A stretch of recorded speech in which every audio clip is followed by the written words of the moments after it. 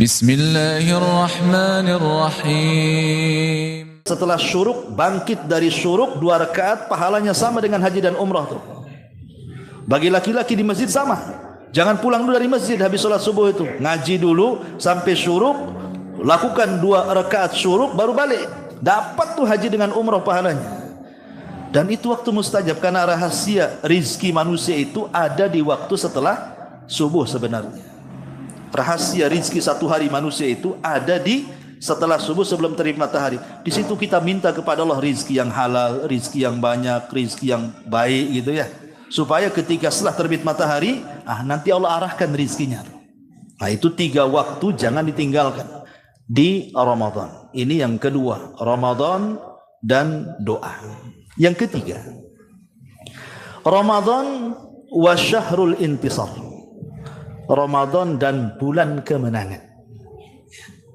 Menang dari apa? Ya tentu menang dari musuh lah kan itu ya. Musuh yang dihadapi di bulan Ramadan itu 3. Musuh yang dihadapi di bulan Ramadan itu 3. Pertama, hawa nafsu. Yang kedua, syubhat ataupun syaitan. Yang ketiga, orang-orang kafir. Ya. Ini musuh manusia 3. Pertama syahwat dan itu ditimbulkan dari hawa nafsu. Yang kedua syubhat dan itu ditimbulkan dari syaitan. Yang ketiga manusia dari orang-orang kafir, orang fasik dan yang semacamnya. Kita urai satu-satu. Pertama syahwat. Syahwat itu ditimbulkan dari hawa nafsu. Orang yang berpuasa itu bisa menguasai hawa nafsunya. Orang yang berpuasa itu bisa menguasai hawa nafsunya. Tapi orang yang tidak puasa, hawa nafsu yang menguasai badannya. Kok bisa? Saya jelaskan. Syahwat itu sumbernya 4. Syahwat itu sumbernya 4. Pertama, kathratul kalam, banyak ngomong. Yang kedua, kathratu ta'am, banyak makan, banyak minum. Yang ketiga, kasratun naum, banyak tidur. Yang keempat, kasratu mukhalatutun nas, banyak bergaul dan berhubungan. Ya. Ini 4 pemicu syahwat. Pertama, banyak ngomong. Ya. Kenapa kemudian orang itu dibuat oleh setan banyak ngomong? Maksudnya ngomong yang tidak ada faedahnya, ngomong-ngomong maksiat, akhirnya kan berdosa tuh. Karena hawa nafsu yang mendorongnya tuh. Tapi orang puasa itu paling malas ngomong. Kalau ngomong terus haus lah. Gitu. Saya aja kalau ceramah tuh Ramadan tuh jangan ada aqua, tersilap dia disambarkan gitu ya. Kadang-kadang lupa, ya kan? Jadi banyak ngomong itu haus. Sementara orang puasa itu menghindar dari haus. Pasti orang puasa itu lebih banyak diam. Karena takut batal puasanya tuh. Itu satu bisa terkalahkan tuh. Yang kedua, nafsu ataupun syahwat yang kedua adalah makan dan minum. Orang berpuasa tidak mungkin makan minum. Kalau makan minum batal lah puasanya. Pasti dia akan menghindar tuh, makan minum itu. Kemudian yang ketiga, banyak tidur. Karena biasanya orang lapar susah tidur. Makanya ada istilah, saya ini kalau malam ini kalau nggak makan nggak bisa tidur. Kan ada tuh yang ngomong kayak gitu. Cuman heran kok banyak orang yang puasa lapar-lapar tidur terus. Saya tidak paham kalau itu ya. Padahal biasanya orang lapar tuh susah tidur. Ini lagi puasa dari pagi tidur sampai siang. Nanti duhur tidur lagi sampai asar. Jadi buka mata itu habis asar sampai maghrib saja puasanya itu. Baru dia tuh betul-betul puasa gitu. Padahal biasanya orang lapar susah tidur. Dan bisa dikalahkan. Kemudian yang keempat, mukhalatatun nas, berhubungan dengan manusia. Orang kalau lagi puasa siang-siang diajak main, diajak jalan, nggak mau orang tuh. Panas masalahnya kan. Bagus saya ngadem sajalah daripada batal puasa. Bisa di rumah aja lah. Artinya secara sumber syahwat itu dengan puasa bisa dikalahkan tuh. Ini satu. Ramadan bisa mengalahkan syahwat. Yang kedua, ya termasuk juga syahwat berhubungan kan lemah gitu. Kemudian yang kedua, musuh dari syubhat atau syaitan. Rasul mengatakan, "Idza ja'akum Ramadan, futihat abwabus sama wa ghuliqat abwabun niran wa sufidati syayatin." Apabila datang bulan Ramadan, pintu sorga dibuka, pintu neraka ditutup, setan pula diikat. Pertanyaannya, kalau seandainya ada dua setan, yang satu lepas, yang satu terikat, mudah mana tuh kita melawannya? Ya mudah yang terikat lah. Kayak kita ini mau perang, mau kelahi, musuh kita terikat. Ya kita tinggal mukul aja kepalanya. Dia nggak bisa apa-apa. Ya. Lain kalau seandainya musuhnya lepas, dia bisa mukul balik. Artinya bahwa musuh terikat itu lebih mudah dikalahkan. Di bulan Ramadan, ya kan? Karena setan diikat tuh. Kemudian yang kedua, baca Quran. Baca Quran itu bisa mengalahkan setan. Makanya siapa yang baca surah Al-Baqarah di rumah, setan pergi kan gitu. Ya. Dan Ramadan itu syahrul Quran, bulannya Al-Quran. Dan orang yang sholat tarawih itu kan lama itu baca Quran tuh. Habis tarawih tadarus lagi. Berarti memungkinkan untuk mengalahkan syaitan. Ramadan itu bisa kita kalahkan setan dengan baca Quran, dengan berzikir, dengan berpuasa gitu ya. Apalagi setannya pun terikat. Walaupun sebagian ahli hadis mengatakan, ada riwayat yang mengatakan yang diikat tidak semua setan, tetapi ada riwayat itu marodatu syayatin, setan-setan yang bersifat marodah. Apa marodah itu? Setan yang paling jahat. Ya, kalau goda itu sampai bisa tingkat kufur, syirik, zina, judi, khamar gitu ya. Pokoknya setan-setan yang kalau goda orang itu bisa betul-betul sampai maksiat. Adapun setan-setan kecil ya selain marodah ya tetap lepas gitu ya. Makanya kan ada pertanyaan, Ustaz, kok Ramadan masih ada yang tidak berpuasa? Itulah yang lepas itu maksudnya. Itu yang lepas-lepas, itulah setannya. Ya. Karena nggak terikat itu. Yang terikat itu marodahnya saja. Ini yang kedua. Yang ketiga, musuh dari orang kafir. Tidak ada sepanjang sejarah peperangan yang di zaman Rasul yang dilakukan di bulan Ramadan kecuali menang. Nggak pernah kalah. Perang Badar 17 Ramadan menang, ya kan? Fathu Mekah tahun ke-10 Hijriah bulan Ramadan juga menang. Makanya diabadikan dalam Al-Quran, idza jaa nasrullahi wal fath. Apabila datang kemenangan Allah di Badar dan di Fathu Mekah, dua-duanya bulan Ramadan. Jadi kita bisa mengalahkan musuh-musuh kita di bulan Ramadan. Jadi intinya bahwa tiga musuh itu bisa kita kalahkan. Dari sini kata para ulama mengatakan Ramadan itu syahrul intisar, bulan kemenangan. Ini yang ketiga. Kemudian yang keempat, Ramadan wal khawatim. Ramadan itu ada pelajaran bahwa amal itu ditentukan akhirnya. Kalau kita bagi Ramadan itu jadi tiga, ada 10 awal, ada 10 tengah, ada 10 akhir, ya kan? 10 awal Ramadan, 10 tengah Ramadan, 10 akhir Ramadan. Mana yang paling baik dari 10 ini? Tentu 10 akhir. Yang paling baik dari 10 akhir, 10 tengah dan 10 awal itu yang paling baiknya 10 akhir Ramadan. Kenapa? Karena di situ ada Lailatul Qadar. Lailatul Qadar itu tidak ada di 10 awal, tidak di 10 tengah, yang ada di 10 akhir. Berarti di sini menunjukkan bahwa yang paling utama di bulan Ramadan itu akhirnya, dan Rasul mengatakan al-a'mal bi khawatimiha, amal itu ditentukan akhirnya. Usia manusia ada usia dari bayi sampai balik. Kalau laki-laki dari usia 1 tahun sampai 15 tahun. Itu usia anak-anak namanya. Ya. Kemudian masuk ke usia remaja. Ya. Usia remaja mulai dari 15 sampai 25. 25 sudah dewasa karena Rasul menikah di 25 sampai 40. 40 ini sudah murahakoh namanya. Ya, sudah dianggap dewasa tua. Lah yang menentukan keselamatan usia manusia itu di usia 40 tahun ke atas. Makanya kenapa ketika Allah Subhanahu wa taala berfirman, alam ya'ni lil ladzina amanu an tahsha'a qulubuhum li dzikrillah, tidakkah sampai usia yang sudah sampai ke taraf itu, maksudnya 40 tahun, untuk ingat Allah. Diingatkan oleh Allah dalam Quran itu. Karena apa? Karena taufik itu ditentukan di akhir hidup manusia. Kalau dia bisa berubah di atas 40 tahun, maka insya Allah dapat taufik hidupnya. Tapi kalau dia tidak bisa berubah di usia 40 tahun, akan sulit dapat taufik. Dan itu diambil dari pelajaran Ramadan. Ramadan itu yang paling baik adalah akhirnya. 10 akhir Ramadan. Itu paling baik. Cuman kenyataannya tidak demikian. Kalau datang bulan Ramadan itu yang semangat di 10 awal saja, anehnya tuh. Ya kan, di 10 awal tuh Masya Allah semangatnya luar biasa. Masjid penuh, orang baca Quran. Nanti di 10 tengah ada sabnya udah maju tuh. Ya, udah makin maju.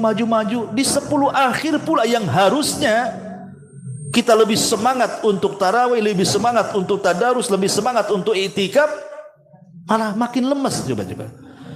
Padahal Ramadan ditentukan akhirnya, terutama ibu-ibu maaf ya. Kadang-kadang di 10 akhir Ramadan sibuk mikirkan dekorasi rumah. Ya, mulai mejanya, kursinya, toplesnya, isi toplesnya, semua itu dipikirin tuh. Termasuk baju lebarannya. Ya. Ini kayaknya udah lapuk nih bang katanya baju nih. Ganti namanya Megamall nih gitu ya. Jadi udah mikirnya tuh udah nggak yang lain-lain saja itu 10 akhir Ramadan itu. Harusnya jangan seperti itu. Dan kesalahan seorang suami juga ketika 10 akhir Ramadan tidak mentolerir istri. Maksudnya begini, harusnya kan seorang suami nih, maaf nih saran untuk suaminya, kalau 10 terakhir Ramadan ringankan istri, sudahlah ndak usah masak, makan kurma sama air putih aja. Nggak mau istri saya Ustadz gitu. Ya udah COD, jangan masak masuknya ya. Nggak usah lah. Kalau ini laundrykan saja. Ya. Kurangilah bebannya. Supaya apa? Supaya sama-sama bisa mencari Lailatul Qadar. Jangan pula anda laki-laki khusyuk sholatnya, istri pula nguap-nguap tengah malam coba. Karena kecapean. Ya. Kalau bisa sama-sama dapat Lailatul Qadar, ringankanlah 10 terakhir Ramadan itu. Nggak usah masak, COD, nggak usah menyuci. Ya. Nanti aja habis lebaran numpuk gitu. Ya, yang penting 10 akhir Ramadan itu ringankan semuanya. Itulah tasdik daripada firman Allah Azza wa Jalla, ya ayyuhalladzina amanu qu anfusakum wa ahlikum nara. Nah, ini kesempatan ke 10 akhir Ramadan, jangan disibukkan lagi. Ya, ini nasihat saya aja ya. Jadi Ramadan adalah bulan di mana ada pelajaran al-a'mal bi khawatimiha. Amal itu ditentukan akhirnya. Dan yang terakhir ya, bahwa pelajaran Ramadan itu Ramadan wa syahru al-Quran wal istighfar. Ramadan itu adalah bulan Al-Quran dan bulan istighfar. Quran pertama kali turun kapan itu? Ramadan.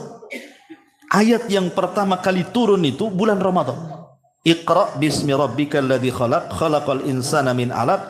Iqra wa rabbukal akram alladzi 'allama bil qalam 'allamal insana ma lam ya'lam. Ini 5 ayat pertama dalam surah Al-Alaq ini turun pertama kali di bulan Ramadan. Saat Rasul berada di Gua Hira. Kan Rasul itikaf tuh selama 1 bulan Ramadan di Gua Hira sampai datang Jibril. Dan itulah ayat pertama yang turun. 5 ayat pertama surah Al-Alaq kapan itu? Di bulan Ramadan. Makanya Allah mengatakan syahrul Ramadan alladzi unzila fihil Quran. Bulan Ramadan itu bulan turunkan Quran. Jadi Al-Quran itu begini gambarannya ya.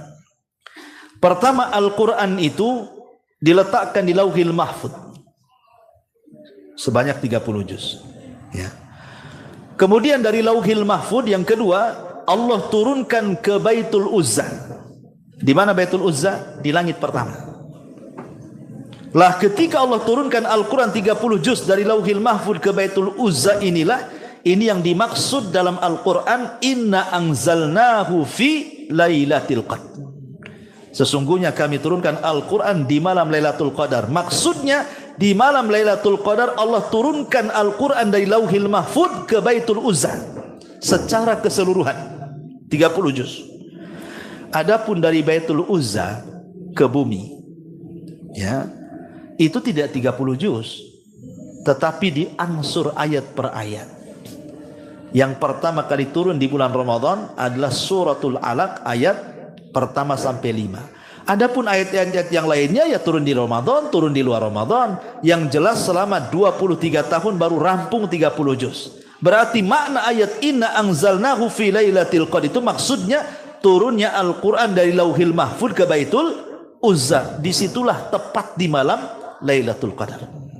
Dan subhanallah, ketika Allah subhanahu wa ta'ala menurunkan Al-Quran itu lewat malaikat Jibril, maka Jibril menjadi pemimpin para malaikat. Ketika Al-Quran diturunkan Jibril kepada Rasul, maka Rasul menjadi pemimpin para nabi dan Rasul. Ketika Al-Quran turun di malam Lailatul Qadar, maka malam Lailatul Qadar menjadi pemimpin seluruh malam dalam setahun.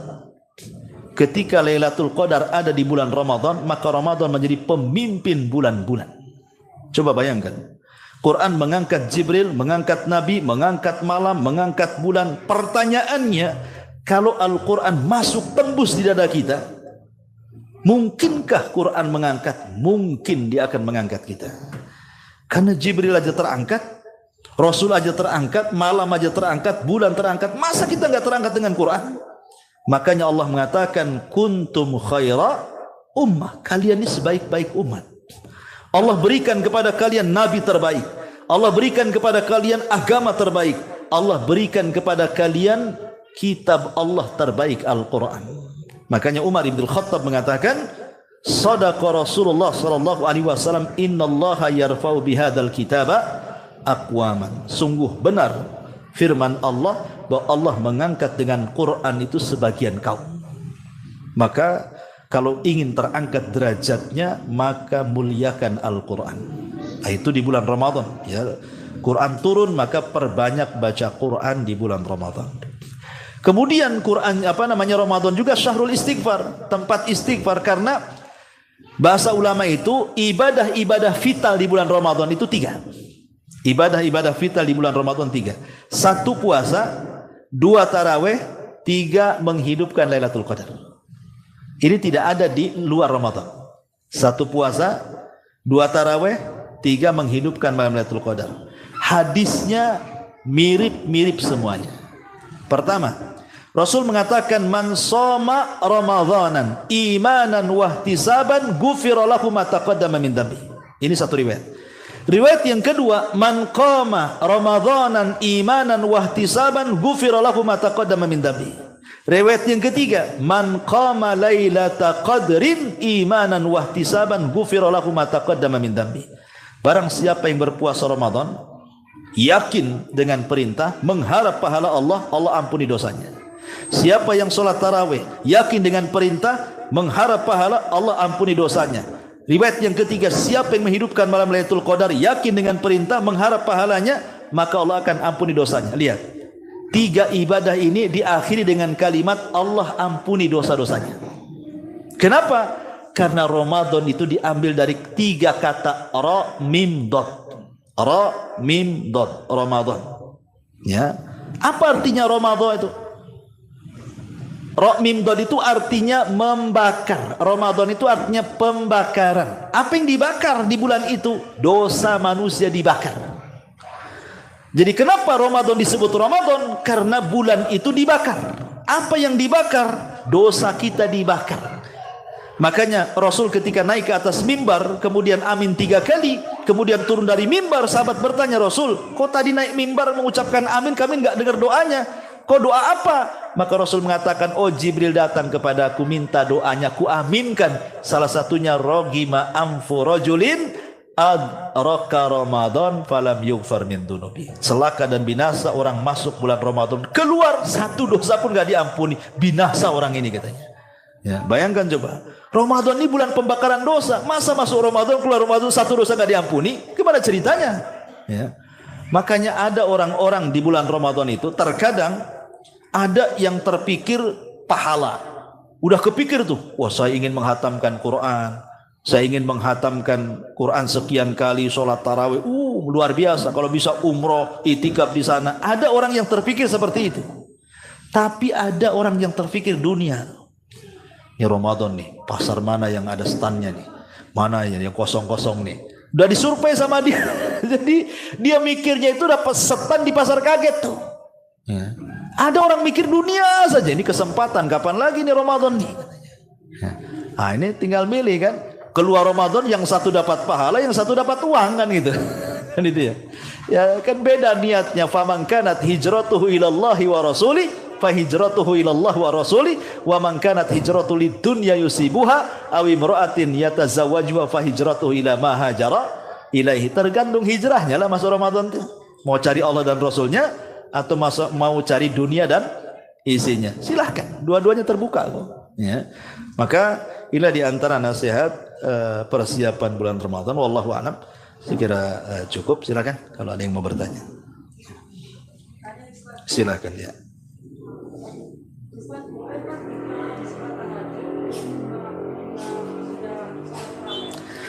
Bolehkah kita melaksanakan tahajud salat tarawih? Fatwa Syekh bin Baz boleh. Fatwa daripada Syekh Ibn Baz rahimahullahu taala boleh. Tapi kalau kita melihat beberapa fatwa ulama yang lain, kalau nggak salah Syekh Albani itu siapa? Kalau sudah mencukupkan tarawih berarti tidak ada salat malam. Karena salat tarawih itu salat malam yang diawalkan. Tapi pendapat yang kuat wallahu alam boleh. Ya, kita bisa lihat fatwa daripada Syekh Abdullah Ibn Baz. Ketika ditanya boleh nggak seseorang itu melaksanakan qiyamul lail setelah tarawih, beliau mengatakan boleh, asal jangan mengulang witir. Ya, beliau mengatakan jangan mengulang witir karena la witrani fil lail, tidak ada dua witir dalam satu malam. Witir itu satu kali saja.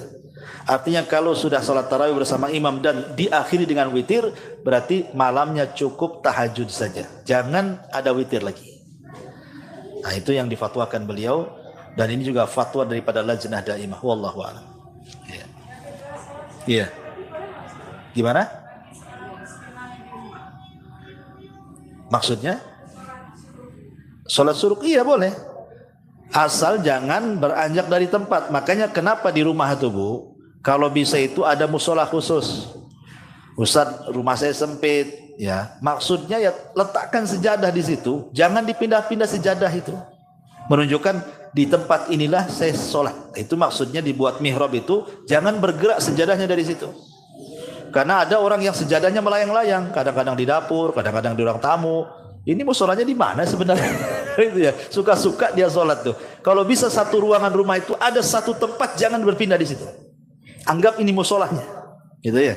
Jadi ibu di situ saja, habis sholat subuh sudah di situ di sejadah, jangan bergerak tuh, baca Quran, dzikir gitu ya. Tapi jangan bawa bantal Bu di situ. Nanti tidur pula. Jadi khusus dzikir, habis itu sholat syuruk, udah sholat boleh. Kalau laki-laki kan di masjid, kalau perempuan kan memang lebih baik di rumah sholat. Sama pahalanya dengan haji dan umrah, nggak ada masalah. Wallahu a'lam. Ya, bapak-bapak. Berfidyah?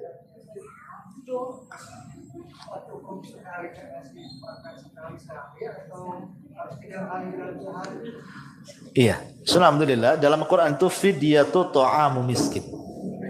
Fidyatu ta'amu miskin.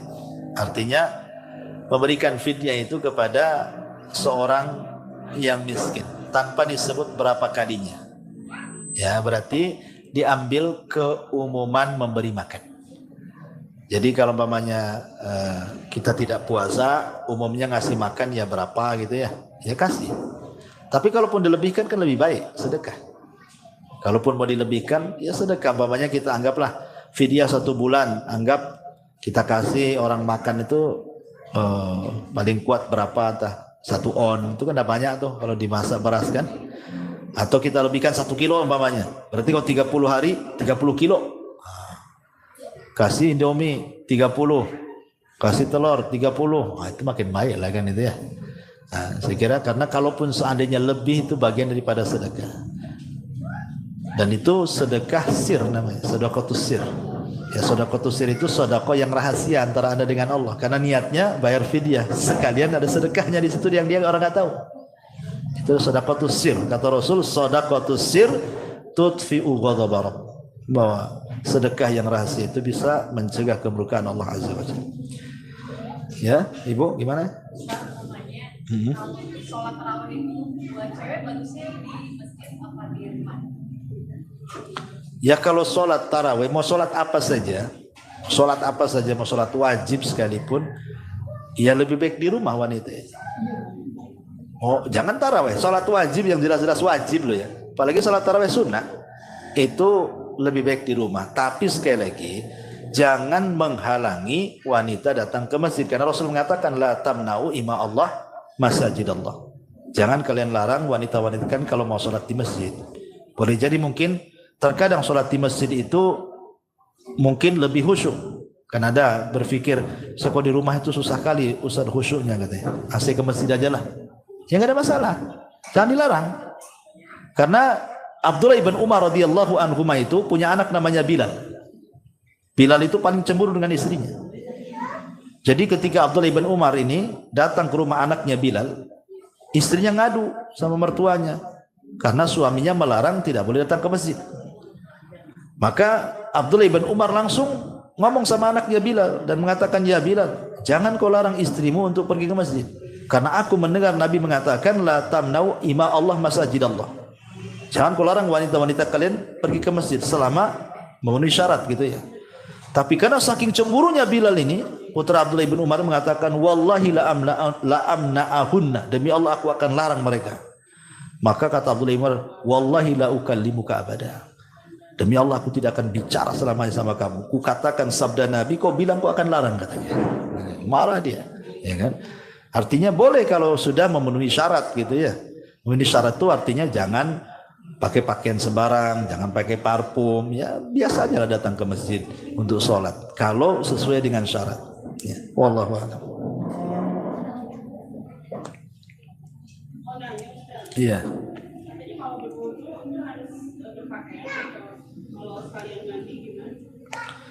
Sekalian mandi maksudnya?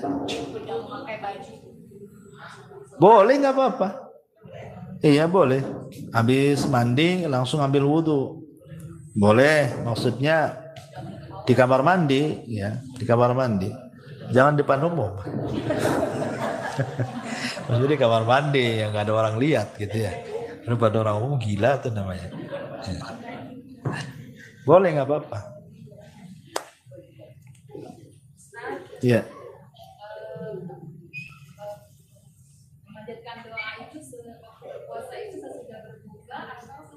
Menjelang sebelum makan. Jadi sebelum makan, sebelum iftar kira-kira 10 menit gitu ya, atau 5 menit menjelang berbuka, itulah berdoa di situ. Karena apa lafaz hadisnya da'watus shaim inda fitri. Ya, jadi doa orang yang berpuasa menjelang, artinya belum makan, belum minum, menjelang berbuka. Ya 10 menit 5 menit sebelum kita iftar lah. Nah, di situ dianjurkan untuk berdoa. Hah? Ya, adab-adab doa kan jelas. Hadap kiblat gitu ya. Ya, kalau bisa ngangkat tangan lah, itu kan bukan doa ibadah. Itu doa masalah, kan kita minta. Kalau doa yang nggak ngangkat tangan itu doa-doa yang sifatnya rutinitas seperti masuk kamar mandi, itu aja yang dibaca. Keluar kamar mandi itu lagi yang dibaca. Mau tidur itu lagi yang dibaca. Kalau doa yang sifatnya rutinitas itu tidak perlu ngangkat tangan karena itu aja yang dibaca. Ya.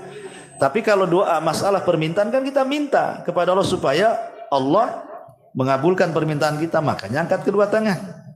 Angkat kedua tangan, hadap kiblat, ya kan? Karena doa apa namanya? Kalau bisa ngadap kiblat. Ya. Ustaz ngadap makanan ini kan. Ya kalau ngadap ke kiblat ya nggak apa-apa makanannya. Kita kan nggak niat ngadap makanan ya. Yang penting arahkan ke kiblat. Di meja makan nggak apa-apa, tidak harus di musola gitu. Di meja makan pas mau makan, kita berdoa kepada Allah. Wallahu a'lam.